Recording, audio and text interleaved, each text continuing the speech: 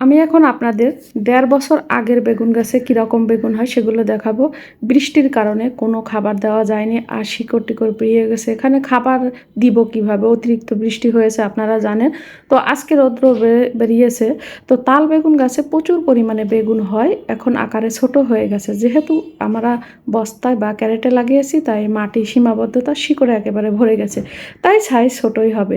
কিন্তু খেতে একদম মোমের মতো গলে যায়। আমার কাছে বিশেষ করে শুকনো মরিচ আর পেঁয়াজ দিয়ে পুড়িয়ে ভর্তা করলে মজা লাগে। যে যেভাবে খেতে পছন্দ করে একেবারে। আমি সেদ্ধ জাতীয় খাবার বেশি পছন্দ করি বা সরিষার তেল দিয়ে সয়াবিন তেল যতটা অ্যাভয়েড করা যায় ততটাই অ্যাভয়েড করি।